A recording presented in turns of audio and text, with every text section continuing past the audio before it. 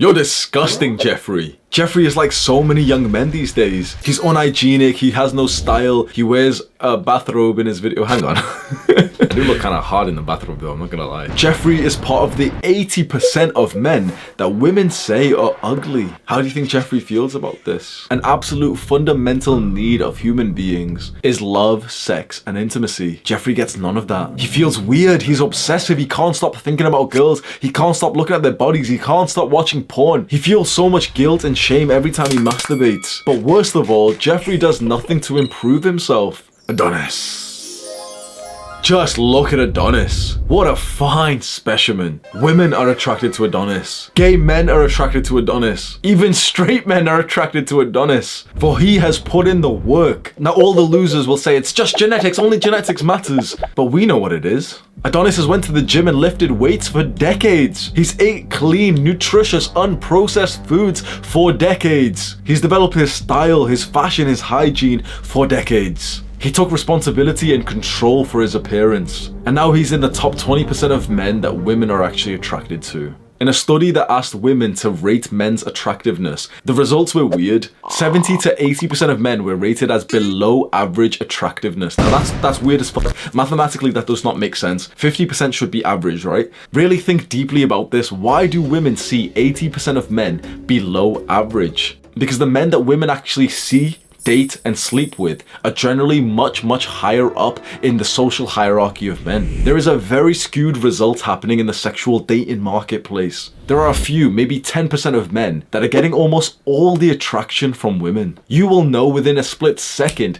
if you are in this category. Not by the way you look or how you feel about yourself or any of these autistic, like I'm 6'1", I'm this. None of that matters. It's all just based on how women treat you and how many women have shown clear attraction to you. And this is a very sad reality for the majority of men. The majority of men are seen as below average even if they are actually active. There's some men who are so hyper competitive that they're kind of driving this deviation between how men are perceived. Now you're sat here and no offense, chances have to be that you are part of the 80% of men and you'll know if this is you. You have two choices. Be bitter or be better. Because being bitter, being upset at the situation, being pissed off, being hateful towards women, being hateful towards guys is not going to do you any good. It's going to push you further and further down the ranks. But being better, choosing to see those motherfuckers up there and thinking, you know what? I can beat them. Those guys are competitive. They're all going to the gym. Well, I will too. I'll work harder than them. I'll work smarter than them. To be better, you need hope. A lot of young men don't have hope these days and it's incredibly sad because the one reason why I've made any progress at all, this is what I used to look like, bro. The progress that I've made has only come because I've had hope that I could actually improve myself. Make your choice right now and don't be a little bitch about it. If you're fine with not putting in the work to get into the top 10 to 20% of men, then you have no right to complain about the situation. Because time and time again, the men on self-improvement, especially the men who get into the gym, who lift some weights, build some muscle, that does wonderful things for a young man. Not only does building muscle just make you look so much more sexier, it gives you so much more confidence and it lets you enjoy more of life. You begin to respect yourself more. You come across people who respect you more. Maybe you're weighing up the decision and thinking, maybe I could become one of those top 20% of guys, but it'll take too long and it's gonna be hard. Bro, just ask yourself this question. Is living a life of the bottom 80% of men easy?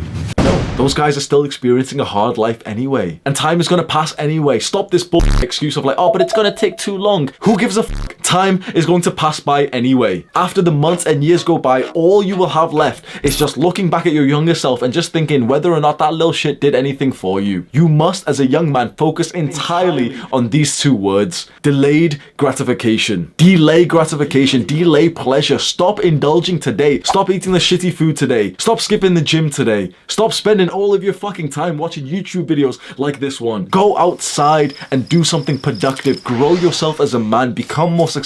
Make more money. Build a body that you're proud of. Get more confidence. Improve your mental health. These are things that will push you into the top 20% of men. Because the time is going to pass by and I'm visualizing your success. I hope that in a few years from now you can look back with a sense of pride and gratitude for the progress that you've made rather than a sense of bitterness and resentment like so many men because times are hard and like shut the fuck up. If you're in a bad position right now, take responsibility. Stop this small dick thinking that so many men have talking about like, oh, but Oh, but it's been hard for me because of my environment. Shut the fuck up. Take full responsibility for your life. Set goals right now. Like, visualize where you want your life to be. See the mental movie in your mind, exactly what you want your life to be a few years from now. Then see that mental movie every day. Journal about it. Obsess over it. See that fucking picture. I want a life like that. I want a fantastic, beautiful partner to have children with. I want to live a life of like luxury. I want to have more than enough needed. I want my family to feel comfortable, safe, and secure. I'm not a materialistic person, but I'd like the option of being able to buy things that are nice. I am kind of like a vain person, but of course, like, I want a beautiful wife. I want a woman who would be a brilliant mother. See those things in your mind and then work to make them a reality. This is the most important thing that you can do with your life, is develop yourself